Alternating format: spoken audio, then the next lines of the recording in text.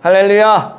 아멘. 오늘도 하나님께서 우리에게 크신 은혜 주실 줄로 믿습니다. 아멘. 인사합시다. 하나님만큼은 당신을 사랑하십니다.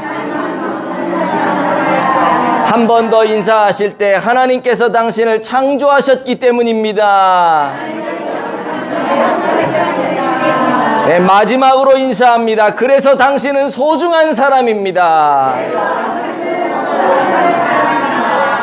그렇습니다. 하나님께서 창조하신 소중한 존재가 바로 저와 여러분 우리 모두인 줄로 믿습니다.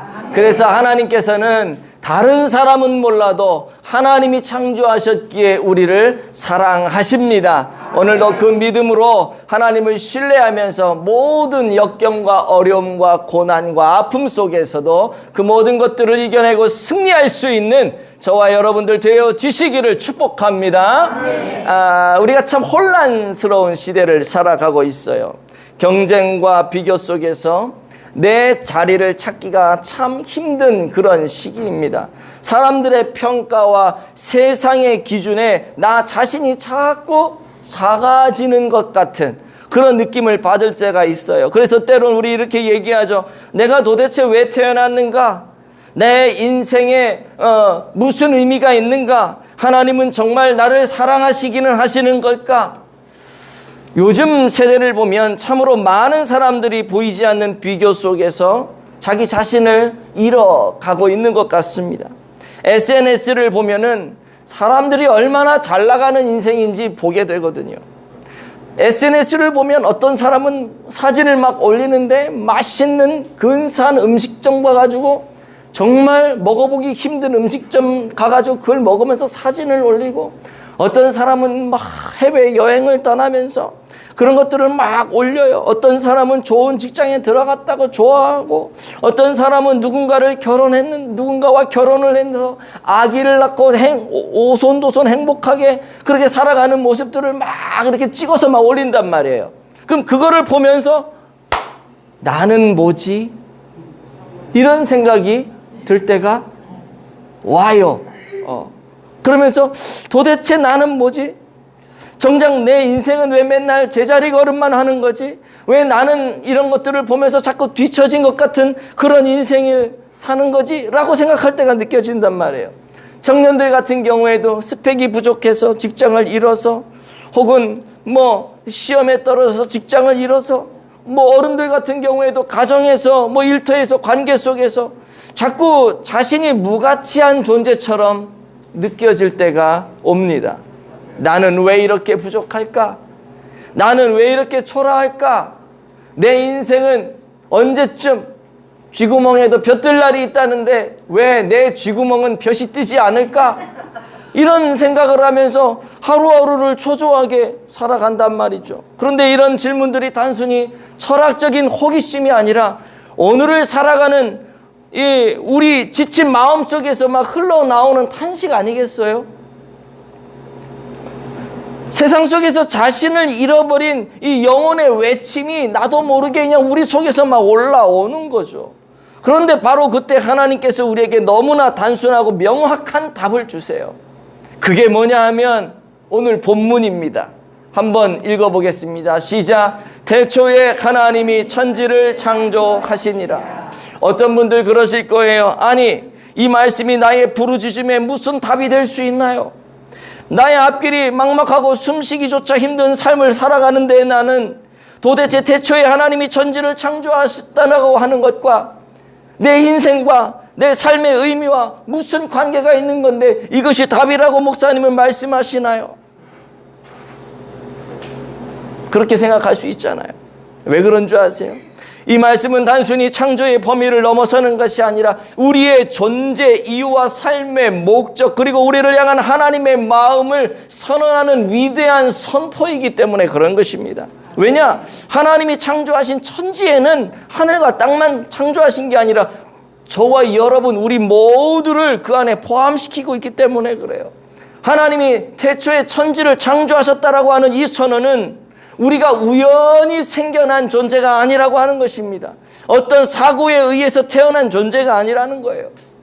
하나님의 특별한 목적을 가지고 하나님이 우리를 만드셨기 때문에 우리에겐 인생의 의미가 있고 목적이 있고 우리가 어떠한 모습으로 살아가야 할지가 명확히 정체성이 확정된 그런 사람들이라고 하는 것이죠.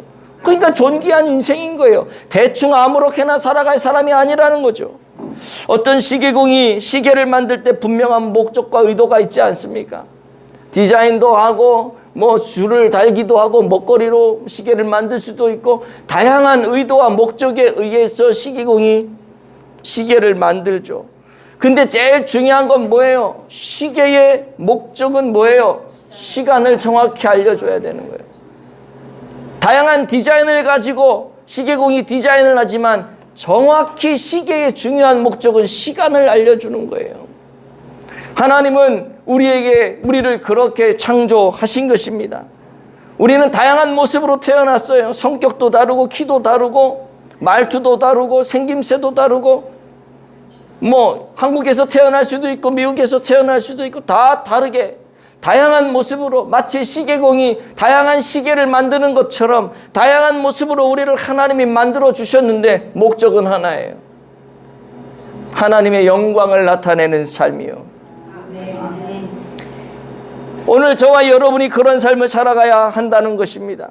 우리 인생의 목적이 분명히 있다라고 하는 거예요. 어쩌다 생겨나서 이러쿵저러쿵 살다 보니까 내 인생이 이렇게 흘러가고 그렇게 살다 보니까 죽더라.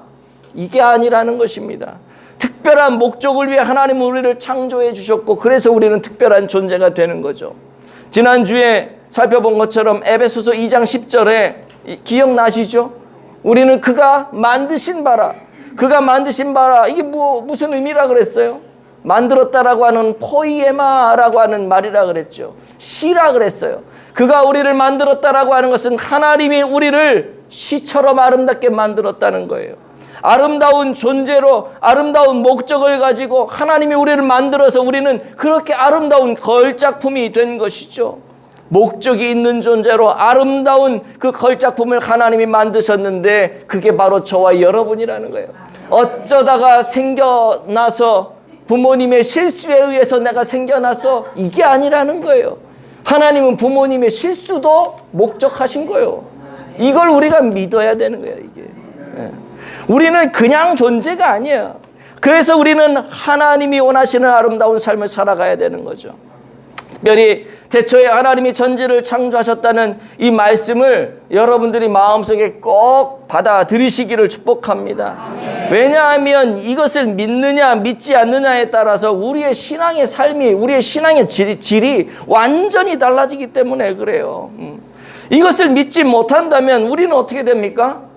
그저 원숭이가 진화해서 생겨난 원숭이의 후예일 수밖에 없는 거죠. 동물원에 가서 조상님 해야 되는 거예요. 이걸 믿지 않는다면. 뿐만 아니라 우리가 하나님이 창조하신 존재가 아니라면 좀 전에도 말씀을 드렸듯이 그냥 우연히 생겨난 존재라면 삶의 목적도 이유도 그냥 없어요.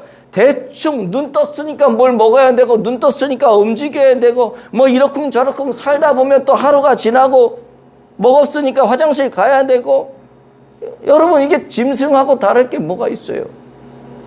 하나님이 우리를 만들지 않았다면 이런 목적의식 속에 만들지 않았다면 이것을 우리가 믿지 않는다면 우리는 그냥 짐승처럼 살아가는 거예요. 다를 게 하나도 없어요. 더 나아가서 1장 1절을 믿지 못한다면 우리는 우리 스스로가 우리를 책임져야 돼요. 하나님이 우리를 만들었다면 하나님이 우리의 창조주가 되시고 우리의 주인이 되시는데 그렇다면 우리의 주인이 되신 그분께서 우리의 삶을 이끌어 가시고 책임지시는데 이걸 믿지 않으면 이제 내가 내 인생을 내가 책임져야 되는 거예요. 내가 내 인생을 내가 책임져야 되다 보니까 나를 책임지기 위해서 우리가 얼마나 발버둥 칩니까? 이런 것도 해보고 저런 것도 해보고 그러다가 잘 돼요 그러면? 내 뜻대로 되는 게 이 세상에 어디가 있어요? 그러다 보니까 허망한 길로 가게 되고 아무리 해도 내 인생을 내가 책임지지 못하겠거든요. 내가 원하는 대로 안 된단 말이에요. 그래서 불행한 인생을 살아가는 겁니다. 그러나 창세기 1장 1절을 믿으면 어떻게 됩니까? 하나님께서 나를 포함해서 천지 모든 만물을 다 창조하셨다는 사실을 믿으면 하나님께서 나를 창조하셨기에 그 목적대로 내가 살아가면 되는 거거든요. 고민할 이유가 없어요. 내가 뭐 먹고 살지, 내가 뭐 하고 살지, 고민할 이유가 없어요. 하나님이 창조하신 목적대로 그냥 살아가면 되는 거예요. 대충대충 아무렇게나 사는 것이 아닙니다. 뿐만 아니라 하나님께서 나를 하셨다라고 하는 것을 믿는다면 하나님이 내 삶의 주인이 되어 주시죠. 하나님이 내 삶의 주인이 되어 주시면 어떻게 해요? 문제가 될 게 있을까요? 없을까요? 내가 지금 너무 어려워요. 돈이 없어요. 물질이 없어요. 아무것도 없어요. 내가 몸이 아파요. 문제가 될까요? 안 될까요? 대답하기 힘들죠? 이론적으로는 문제가 안 되는데 현실을 따져보니까 문제가 심각해요. 이게 왜냐하면 우리가 믿음이 그만큼 약하기 때문에 그래요. 하나님이 천지를 창조하셨다라고 하는 이 믿음이 내 안에 확 들어오는 순간 걱정을 하지 않아야 되는데 왜? 하나님이 책임져 주실 거니까. 내가 아파. 죽을 병이 걸렸어. 그럼 하나님이 책임져 주실 건데 하나님이 죽으라면 죽지 뭐. 문제가 돼요 안 돼요? 근데 그렇게 마음 먹기가 힘든 거예요. 돈이 없는데 이거 사고 싶은데 돈이 없어. 그럼 어떻게 해요? 하나님이 책임져 주시겠지. 근데 하나님이 책임을 빨리 안 져주시니까 우리는 힘들어요. 그럼에도 불구하고 하나님께서 책임져 주실 것이다라고 하는 이 믿음. 이 믿음이 있는 사람에게는 평안이 임하는 줄로 믿습니다. 그래서 이게 하나님을 믿는 믿음이 있으면요, 어떤 삶의 환경 속에서도 우리에게 소망이 생기고 희망이 생기고 앞길에 환한 빛이 비춰지는 것 같은 그런 느낌으로 행복한 삶을 살게 되는 것입니다. 제가 개척교회를 섬기고 목양을 하면서 여러분들이 저를 볼 때 목사님 참 목사님 복 많이 받았다고 늘 그러시잖아요. 저도 여러분들이 그 말씀을 하실 때마다 그래 맞아 나같이 복 받은 목사가 없어. 저도 여러분들이 그런 말씀하실 때 이거는 여러분의 말로 듣지 않고 저는 하나님이 여러분을 통해 제게 하시는 말씀으로 듣거든요.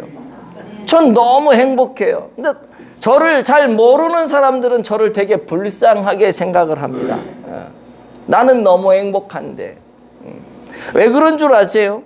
창세기 1장 1절을 믿기 때문에 그렇습니다.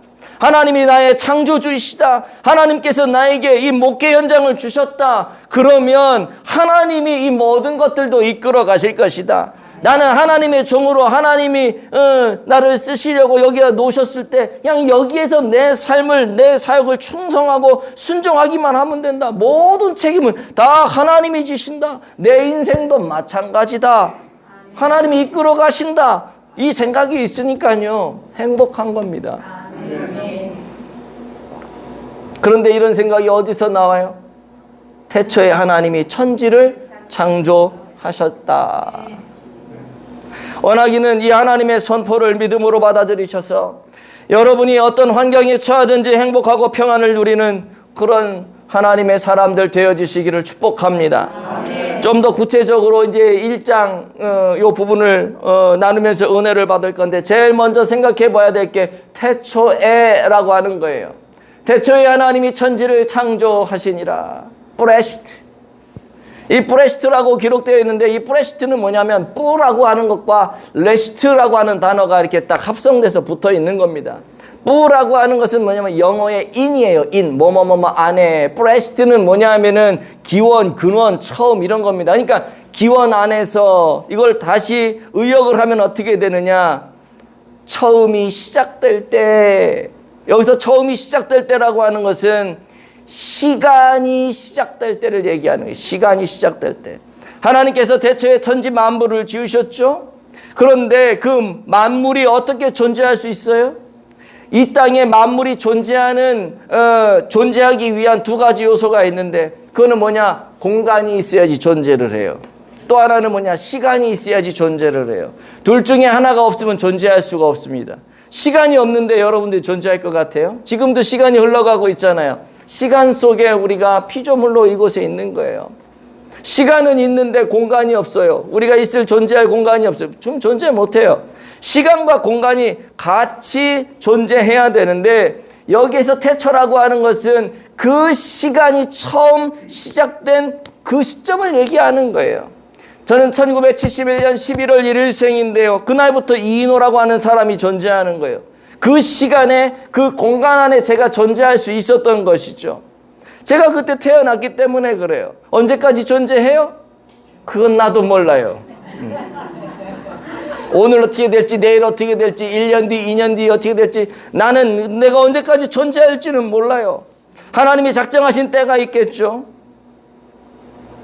그렇다면 저는 1971년 11월 1일부터 하나님이 데려가는 그 시간까지만 이 땅에 존재하는 거죠. 지구라는 공간이 있기 때문에 이 지구라는 공간 속에서 그 주어진 시간 속에서 제가 존재하는 거예요. 따라서 모든 만물도 여기에서 예외될 수가 없습니다. 모든 만물은 시간과 공간의 지배를 받게 되어 있어요. 그런데 창세기 1장 1절에 태초에 하나님이 천지를 창조하셨다고 하시잖아요. 여기서 태초라고 하는 것이 바로 이 시간의 시작점을 얘기하는데요. 요한복음 1장 1절에도 같은 태초가 나옵니다. 뭐라고 기록되냐면 태초에 말씀이 계시니라. 이 말씀이 하나님과 함께 계셨으니 이 말씀은 곧 하나님이시니라. 창세기 1장 1절에도 태초가 나오고 요한복음 1장 1절에도 태초에 말씀이 계셔 태초가 나와요. 근데 그 요한복음 1장에 나오는 그 태초, 그때 말씀이 계셨는데 그 말씀이 육신을 입고 이 땅에 오신 분이 누구냐? 예수 그리스도요. 성자 하나님이, 그러니까 태초에도 계신 거예요. 성자 하나님이. 근데 여기에서 태초는 뭐냐? 에나르케라 그래서 영원 속에서, 영원한 시간 속. 그러니까 영원하다라고 하는 건 시작이 없는 거거든요. 끝도 없는 거거든요. 그냥 영원한 시간 속에서, 시간으로 표현을 할 수가 없는 거죠. 그냥 영원 속의 어떤 순간에 하나님이 시간이라고 하는 걸 만드신 거예요. 이해되세요? 영원 속에서 한 시점에 하나님이 시간을 만들었는데 요게 창세기의 태초고, 이 영원이라고 하는 이것이 뭐냐? 요한복음의 태초라고 하는 거. 좀 구별이 좀 되시죠? 영원 속에서 하나님이 태초에 시간을 만드셔서 그때 천지를 창조하신 것이요. 이때가 브레시트 태초에라고 하는 거예요. 그러면 이 태초에가 왜 이렇게 중요하느냐? 이거를 믿는 게 왜 이렇게 중요하느냐? 이 태초에란 말이 중요한 이유가 뭐냐? 하나님께서 자존자이심을 우리에게 보여주기 때문에 그런 것입니다. 우리는 시간 속에 갇혀서 시간의 흐름과 동시에 노쇠하죠. 태어나면 시간이 흐르면 흐를수록 우리는 태어나면서부터 노쇠의 길로 들어가는 거예요. 자꾸 늙어가는 거예요. 젊다고는 하지만 결국 그것도 죽기 위해서, 노쇠하기 위해서 계속 가는 그 시간 속에 우리가 있는 것입니다. 엔아르케. 그러나 이 시간은 그냥 끝나버린단 말이에요. 근데 엔아르케는 영원해요. 하나님이 언제부터 계셨어요? 엔아르케, 영원 전부터 영원까지. 시간하고 관계없이 영원부터 영원까지 스스로 계신 분. 공간도 관계없고 시간도 관계없고 그냥 하나님은 스스로 자존하신 분. 이분이 저와 여러분이 믿는 하나님이라고 하는 사실이요. 그분은 그래서 늙지도 않습니다. 그래서 변함도 없어요. 2000년 전 그때나 2000년 후 지금 우리가 살아가는 이 시대나 우리보다도 또 2000년이 지난 시대나 우리 하나님은 동일하십니다. 그래서 어제나 오늘이나 동일하신 분이 하나님이시다라고 성경은 이야기하는 거죠. 이사야서 46장 3절 4절에 보면 이런 말씀이 있습니다.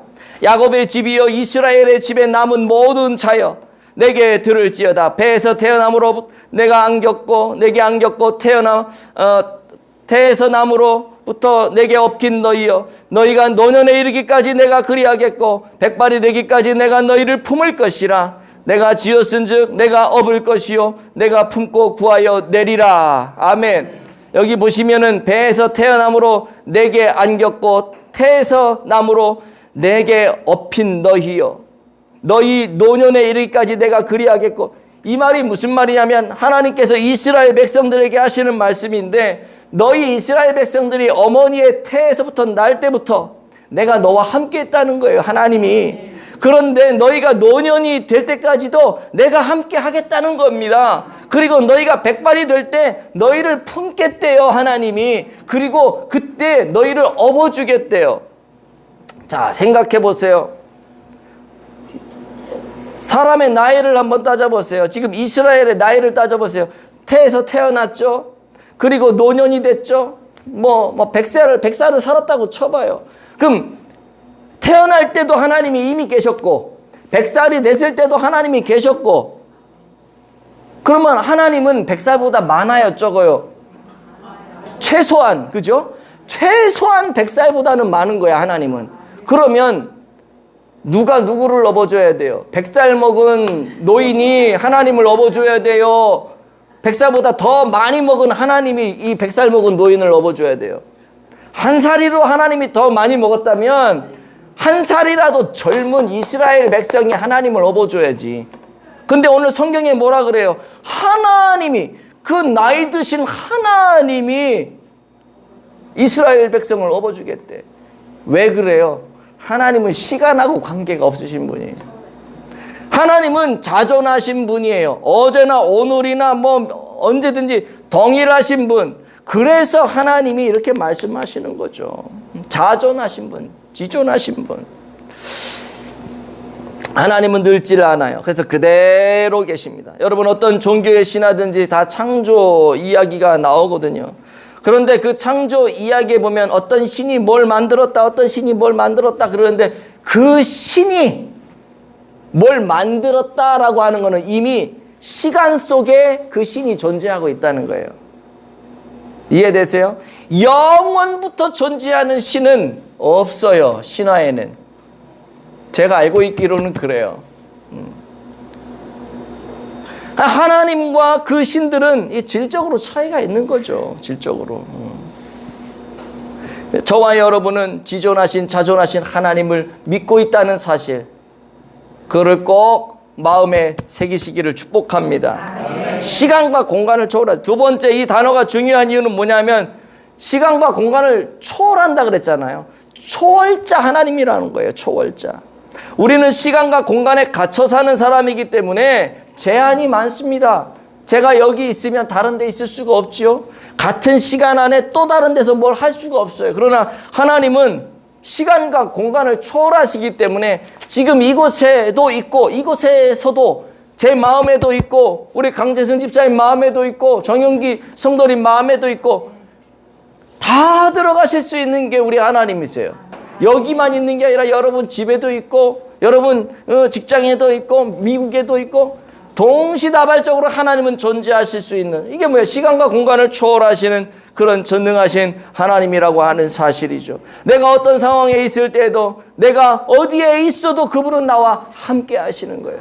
내가 기쁠 때도 함께 하시고, 내가 슬플 때도 함께 하시고, 내가 어려움 속에서 끙끙거리고 있을 때도 하나님은 함께 하시는 거죠. 시편 139편 7절에서 10절 보시면 다윗 이렇게 고백합니다. 내가 주의 영을 떠나 어디로 가며 주의 앞에서 어디로 피하리까? 내가 하늘에 올라갈지라도 거기 계시며 수월에 내 자리를 펼지라도 거기 계시니이다. 내가 새벽 날개를 치며 바다 끝에 가서 거주할지라도 거기서도 주의 손이 나를 인도하시며 주의 오른손이 나를 붙드시리이다. 하나님은 저 멀리 계셔서 우리가 하나님을 찾아가는 그런 하나님이 아니십니다. 내가 산 위에 있어도 거기 계세요. 내가 바다 끝에 있어도 거기 계세요. 비행기를 타고 내가 하늘에 올라가도 거기 하늘 속에도 계시고, 그분은 언제나 나와 함께 하신다라고 하는 거죠. 내가 먼저 가는 것이 아니라 그분이 나에게 먼저 와서 다가와 함께 하시는 줄로 믿습니다. 그분은 초월자이시기 때문에 그렇게 하실 수가 있는 거죠. 이것이 태초에라고 하는 단어에서 우리가 받을 수 있는 은혜인 것이죠. 오늘도 우리와 함께 하시고 우리와 함께 하시는 그 하나님을 찬송할 수 있는 우리 모두가 되어지기를 축복합니다. 두 번째 단어를 좀 봐야 되는데, 이게 뭐야? 창조하다라고 하는 단어입니다. 창조하다. 이것은 히브리 말로 빠라라고 하는 거예요. 성경에는 만들었다, 창조하다, 지었다 이런 단어들이 참 다양하게 나오는데, 어떤 재료를 가지고 무엇을 만들었다라고 할 때 아싸라고 하는 단어를 사용합니다. 예를 들어서 창세기 1장 16절에 하나님이 두 큰 광명체를 만드사 큰 광명으로 낯을 주관하게 하시고 작은 광명체로 밤을 주관하게 하시며 또 별들을 만드시고, 여기에서 뭐 만드시고 뭐 이런 말 나오잖아요. 이거는 아싸예요. 아싸 이게 아니고 아싸. 만들었다라고 하는 거. 이건 뭐냐면은 재료를 가지고 무엇을 만들었다 할 때 아싸라고 했어요. 재료를 가지고. 그러니까 지금 창세기 1장 1절에서 하나님이 천지를 창조했다라고 하는 것은 뭔가 이 우주 만물을 창조하는 재료를 만드신 거예요. 근데 그 재료를 가지고 하늘도 만드시고 뭣도 만드시고, 이해되세요? 이게 아싸예요. 또 만들었다라고 하는 단어는 야차르라고 하는 단어가 있는데요. 요거는 좀 섬세하게 뭘 만들 때, 섬세하게 만들 때 그때 야차르라고 하는 말을 써요. 창세기 2장 7절에 보면 여호와 하나님이 땅의 흙으로 사람을 지으시고 생기를 그 코에 불어 넣으시니 사람이 생명이 되니라, 이런 말이 있죠. 여호와 하나님이 땅의 흙으로, 재료잖아요, 재료, 그죠? 재료로 뭘 만드는데 뭘 만들어요? 사람을 만들어요. 그러면 아싸를 써야 될 것 같은데 재료를 썼으니까 사람을 만들 때는 야차르라고 하는 걸 써요. 왜? 사람을 정교하고 섬세하게 만들어야 되니까, 하나님의 형상대로 만들어야 되니까 야차르라고 하는 단어를 씁니다. 또 하나 단어가 나오는데요. 이건 빠나라고 하는 빠나. 이것도 마찬가지로 재료를 가지고 만드는데, 이거는 전체적인 어떤 계획 속에서 순차적으로 이것 만들고 그 다음에 이것 만들고, 이런 거 사용할 때 빠나라고 하는 단어를 쓰세요. 창세기 2장 22절에 보면 여호와 하나님이 아담에게 취하신 그 갈빗대로 여자를 만드시고 그를 아담에게로 이끌어 오시니. 그러니까 아담을 만드신 다음에 거기에서 갈빗대를 취해서 하와를 만들잖아요. 여자를 만들잖아요. 그러니까 이것 만들고 순서적으로 만들죠. 요럴 때는 빠나라고 하는 단어를 써요. 여러분들은 지금 신학교에서 공부를 하는 수준으로 설교를 듣고 계십니다. 앞으로 이렇게 안 할 거예요. 근데 힘들어요. 이런 단어들이 있어요. 근데 오늘 성경 1장 1절에 창조하다라고 하는 동사는 빠라예요. 빠라. 이 빠라는 하나님께만 쓰이는, 뭐 누가 뭘 만들었다, 이 재료를 가지고 뭘 만들었다, 이건 사람에게도 다 쓰이는 동사인데, 이 빠라라고 하는 거는 하나님께만 쓰이는 그런 동사입니다. 그럼 뭐냐? 만들었다라고 할 때, 하나님이 창조하셨다라고 할 때 이 만들었다라고 하는 것은 무에서 유를 만든 겁니다. 없는 거에서 있는 거를 만들었는데, 예를 들어서 시계가 없잖아요. 시계가 없는데 뭐 스프링을 이용하고 바늘을 철을 이용해서 바늘을 이렇게 만들고 꽂고 이렇게 해서 만드는 게 아니라 그 재료조차가 없어. 만들 수 있는 재료가 없어. 아무것도 없어. 그때 하나님이 아무것도 전적으로 아무것도 없는 전무한 상태에서 유를 창조해내시는 거. 이게 빠라예요. 이게 빠라. 아무것도 없는 상태에서. 창세기 1장 27절을 한번 보실까요? 하나님이 자기 형상 곧 하나님의 형상대로 사람을 지으시되 남자와 여자를 창조하시고. 하나님이 자기 형상 곧 하나님의 형상대로 사람을 창조했다는데 재료가 있어요, 없어요? 없잖아요. 이럴 때 빠라예요. 재료도 없는데 하나님이 그냥 만드시는 거예요. 그 생명을 갖다 불어넣어서 만드시는 거예요. 완전 무에서 완전한 유를 창조하시는 거. 하나님은 그래서 진짜 창조주라고 하는 것이죠. 여러분, 창조가 뭐예요? 없음에서 있음을 가능하게 하는 게 창조잖아요. 바로 그 사실을 우리가 알고 믿는다면 우리가 이 세상 살아갈 때 나에게 아무것도 없어도 문제가 될까요? 안 될까요? 이론적으로는 안 되는데 우리는 늘 걱정하며 살잖아요. 그래서 아까 말씀드린 것처럼 우리가 그런 믿음이 없다는 거죠. 하나님은, 내가 믿는 하나님은 무에서 유를 창조하시는 하나님이시기 때문에 우리가 없어도, 우리가 아파도, 우리에게 어떤 문제가 돼도 우리 걱정할 이유가 없는 거예요. 왜? 하나님이 그런 분이신데, 창조주 하나님이시고 우리의 주인이 되어주시고, 그 하나님이 어때요? 전무한 상태에서 그 아름다운 그걸 만들어낼 수 있는 분이 하나님이신데, 그 하나님이 나의 주인님이신데 걱정할 이유가 전혀 없죠.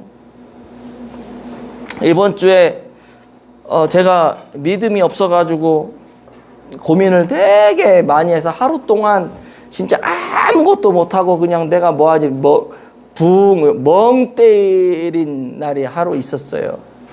뭐냐면 커피 머신이 고장이 났어요. 손님이 이렇게 오는데 뭐 아메리카노 한 잔 주세요. 그래서 네, 딱 했는데 갑자기 추출이 되다가 물이 안 내려가는 거예요. 그분이 간 다음에 막 제가 할 수 있는 여러 가지 거를 막 해봤는데 안 돼요. 그래서 저거 세팅해 주신 그 목사님에게 전화를 해가지고 상황이 이만저만 합니다. 그랬더니 머신 바꿔야 된대요. 수리하는 비용이나 중고로 그냥 바꾸는 거나 거의 비슷하니까 그냥 중고로 사래요. 그래서 중고 가격을 봤어요. 요즘에 환율이 올라가지고요. 이 커피 머신 다 이태리제거든요. 환율이 올라가지고요. 옛날에 200만 원 하면 사던 거 지금 400만 원 줘야 돼요. 350만 원, 400만 원.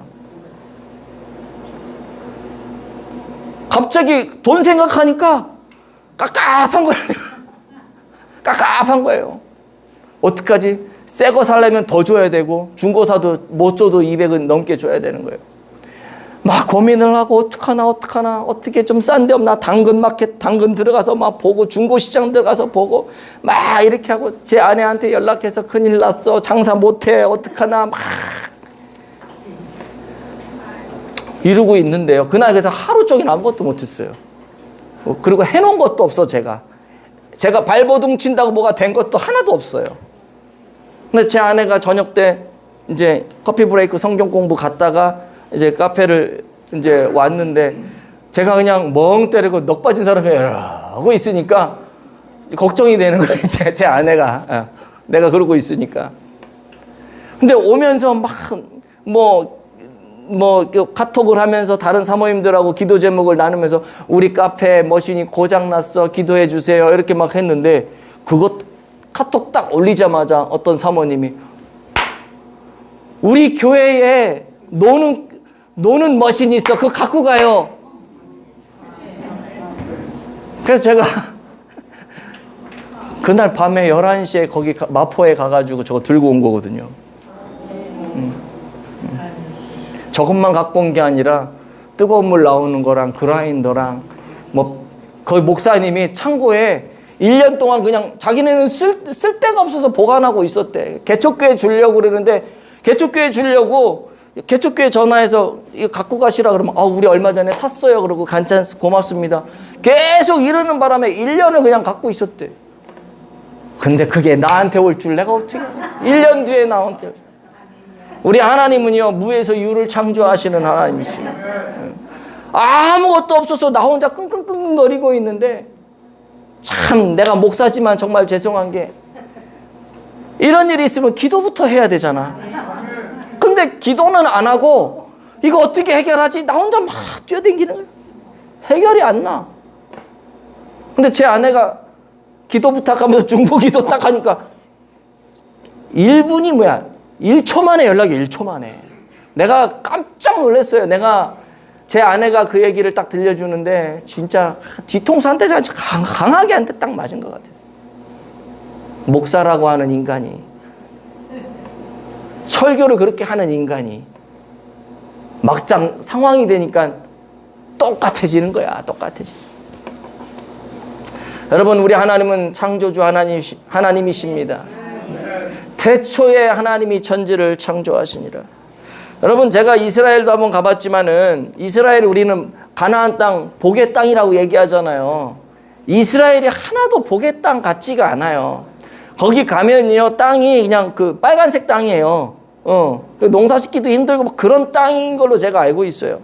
그런데 그 땅이, 그 가나안 땅이 나가난 복지 귀한 성에 들어가, 복지래, 복지, 복된 땅이래. 그게 복된 땅이 된 이유가 뭔 줄 아세요? 하나님이 그 땅에 마음을 쏟고 있기 때문에 그래요. 하나님이 그 땅에 함께 하시니까 그 황무지와 같은 땅이 복된 땅이 되어지고, 거기가 어떻게 돼요? 기독교, 천주교, 뭐 유대교, 이슬람교 이런 4대 종교가 서로 우리 성지하겠다고 달려드는 땅이 돼버린 거예요. 그 쓸모없는 땅이. 하나님이 한번 마음 먹고 하나님이 한번 만들고자 하면 되는 줄로 믿으시기를 축복합니다. 네. 여러분, 오늘 저와 여러분의 삶을 볼 때 우리가 너무 초라하고 볼품없는 황무지 같은 그런 인생처럼 여러분 스스로를 그렇게 생각하고 계십니까? 아무것도 없는 빈털터리 신세라고 여러분 생각하세요? 그렇다 할지라도 하나님께서 마음만 먹으시면 얼마든지 저와 여러분을 세우시고 존귀하게 하시고 가치 있는 존재로 만들어 주실 줄로 믿습니다. 그래서 창조하셨다는 이 단어가 그렇게 중요한 거예요. 그 창조주 하나님이 저와 여러분을 창조하셨기 때문에 그래요. 그러니 이 사실을 믿는 자들은 걱정할 일이 없는 거죠. 우리가 믿음이 없으니까 걱정하는 거지. 하나님이 나를 창조한 창조 주인이시다. 그렇기 때문에 하나님이 나를 책임지실 것이다. 내가 조금 아파도 좀 문제가 있어도 걱정할 일이 없다. 이런 믿음으로 우리가 세상을 이길 수 있기를 축복합니다.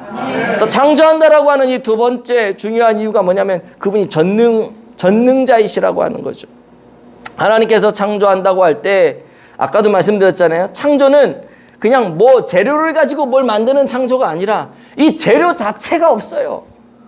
근데 하나님이 그냥 그걸 만드시는 거예요. 이거 누가 해요? 전능자이시기 때문에 만들 수 있는 거거든. 아무나 만드는 게 아니야. 그냥 기술 배워서 만드는 게 아니에요. 기술이 없어도 그냥 말씀 한마디로 완전히 없는 것에서 있는 것으로 만드시는 이 전능자이시죠. 전능자 하나님. 그 전능자 하나님이시기 때문에 우리의 삶에 있어서 우리를 그렇게 고치시고 치료하시는 거예요. 육신만 치료하는 것이 아니라 우리 마음까지, 우리의 마음의 상태와 아픔까지, 우리의 영혼까지도 하나님은 새롭게 하시고 깨끗게 하여 주시고 우리에게 평안을 주시는 것입니다. 여러분, 다윗이라고 하는 사람이 어떤 사람이에요? 아주 나쁜 사람이잖아요. 밧세바라고 하는 그 여인과 음행을 하게 되고 그 음행한 것 때문에 밧세바의 남편을 죽이잖아요. 음행한 것도 나쁜데 그거 감추려고 남편까지 죽여요.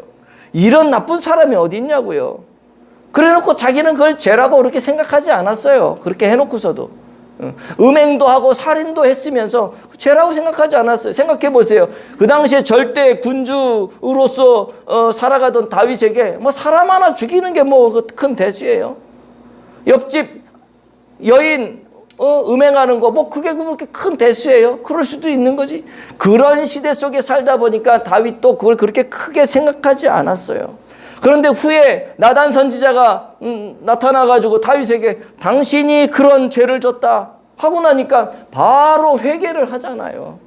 그리고 지은 시편이 시편 51편이거든요. 10절 말씀에 하나님이여 내 속에 정한 마음을 창조하시고 내 안에 정직한 영을 새롭게 하소서. 하나님은 전능하신 분이기 때문에 죄의 찌들은 내 마음을 정결케 하실 수 있습니다. 내 마음을 재창조하시는 거죠. 남의 여자를 범하고 그 남편까지 죽였다면 그 사람은 정말 인생 말종 아니겠습니까? 그러나 그 다윗의 심령을 하나님이 재창조하셔서 어떻게 해요? 회개하게 하시고 하나님 마음에 합한 사람으로 하나님 만드셨잖아요. 은혜가 안 되나? 왜 아멘을 이렇게 안 하지? 그렇게 만드셨단 말이에요. 왜? 전능하신 하나님이시니까요. 고린도후서 5장 17절 말씀에 그런즉 그리스도 안에 있으면 새로운 피조물이라 이전 것은 지나갔으니 보라 새 것이 되었도다. 새로운 피조물이 뭐예요, 여러분? 하나님께서 새롭게 재창조해 주셨다는 거 아닙니까? 내가 아무리 흉측한 죄인이라 할지라도 하나님께서는 나를 새롭게 하실 수 있습니다. 내가 아무리 연약하고 악한 인생이라 할지라도 하나님은 나를 회복시키실 수 있어요. 나를 존귀하게 하실 수 있는 분이라고 하는 거죠. 왜요? 그분은 창조주이시며 그분은 전능자이시니까요. 그 하나님이 오늘도 우리 심령을 만지시고 새롭게 해주시기를 원합니다. 깨끗하게 해주시기를 원합니다. 우리 마음 가운데 정한 영을 새롭게 하시기를 원합니다. 그래서 하나님이 기뻐하시는 아름다운 삶을 우리 모두가 살아갈 수 있게 되기를 축복합니다. 마지막 세 번째로, 이 창조라는 단어가 그렇게 중요한 이유가 뭐냐? 하나님께서 우리의 삶을 통치하시고 다스리시고 관리하시고 유지 보수하신다는 의미가 여기 들어있는 거죠. 빠라라고 하는 것은 하나님께만 쓰이는 동사라고 말씀을 드렸잖아요. 근데 이 창조하다라고 하는 말 이전에 이 원래의 뜻이 뭐냐면 양육하다, 자녀를 낳다, 이런 뜻이 있어요. 근데 이 단어가 하나님께 쓰일 때 창조하다라는 의미로 쓰이는 거죠. 그러니까 원래 뜻은 뭐냐면 낳다, 양육하다 이런 거예요. 마치 부모님이 자녀들을 이렇게 낳잖아요. 낳고 나서 아이가 잘 자랄 수 있도록 양육하고 가르치고 막 입히고 먹이고 교육시키고 이거 하잖아요. 하나님도 마찬가지로 그렇게 하신다는 거예요.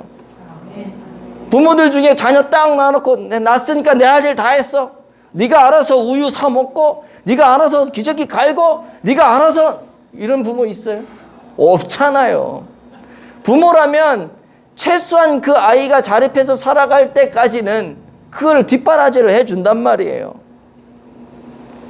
하나님 마찬가지. 하나님 아이를 낳는 순간 여러분 부모의 눈이 반짝반짝 거리잖아요. 이 아이를 돌보려고 이제 기저귀도 갈아줘야 되고 우유병도 사야 되고 뭐 우유는 뭘 먹여야 되나, 옷은 뭘 입혀야 되나, 병이 나면 막 병원에 가야 되니까 막 병원 막 차 타고 가고 막 공부할 때 되면 학교를 보내고 얘 적성이 뭐가 맞는지 막 그 알아가지고 그쪽으로 길을 인도해 주려고 그러고, 그게 부모란 말이에요. 하나님이 창조하셨다라고 하는 말 속에 이게 다 들어가 있는 것입니다. 우리를 그냥 태어나게만 하시는 분만 아니라 우리를 관리하시고 우리를 통치하시고 끝까지 인도하시고 지켜주시는 그분이 이 창조한다는 창조라고 하는 말 속에 이 하나님이 다 들어가 있는 것이죠. 때문에 우리는 하나님을 신뢰해야 할 줄로 믿습니다. 그러면 하나님은 여러분을 통치하시고 다스리시고 돌봐주시고 앞길을 열어주실 거예요. 그러나 여러분이 하나님을 믿지 않고 그분의 통치를 받아들이지 않는다면 도와줄 수가 없죠. 도와주고 싶어도. 왜냐하면 우리가 거부하기 때문에 그래요. 우리가 태양이 지금 하늘에 태양이 떠 있잖아요. 아, 나 저 태양 싫어 하고 태양을 거부해서 동굴로 들어가면 태양이 사라지나요? 태양은 그대로 있어요. 나만 그냥 어두컴컴한 데서 지낼 뿐이지. 하나님이 우리를 돌보시고 우리를 인도하시는데 나 하나님 거부해요, 나 싫어요, 그러면 하나님이 없어집니까? 나 혼자 어둠의 그늘에서 힘겹게 살아가는 거예요. 하나님의 축복은 계속 우리를 쏘고 있는데 내가 받지 않으면 그걸 누리지 못할 뿐입니다. 때문에 우리가 태양을 인정하듯이 하나님을 인정해야 할 줄로 믿습니다. 하나님께로 나와야 해요. 가슴을 열고 하나님을 찬양해야 합니다. 그때 하나님의 축복이 여러분의 삶 가운데 쏟아지게 될 줄 믿습니다. 사랑하는 성도 여러분, 하나님 이렇게 말씀하세요. 내가 너를 창조했다. 내가 너를 지명하여 불렀나니 너는 내 것이다. 우리의 인생이 아무리 깨어져도 하나님은 여전히 우리의 창조주이십니다. 때문에 두려워하지 마세요. 하나님께서 다 빚으실 것입니다. 다 세우실 것입니다. 그 믿음으로 일어나시기를 축복합니다. 하나님께서 반드시 우리의 삶의 재창조의 새 아침의 역사를 기록해 주실 것입니다. 말씀을 맺겠습니다. 우리 하나님은 완전 무에서 유를 창조해내신 창조주 하나님이십니다. 시간과 공간을 초월하신 초월자 하나님이세요. 불가능한 것이 없는 전능하신 하나님이십니다. 그리고 우리 하나님은 우리를 지키시고 보호하시고 다스리시고 통치하시는 하나님이십니다. 간절히 바라기는 이 하나님을 신실한 마음으로 믿고 의지함으로 하나님이 책임져 주시는 복된 삶을 살아가는 우리 성도들 되시기를 예수님의 이름으로 축복을 드립니다.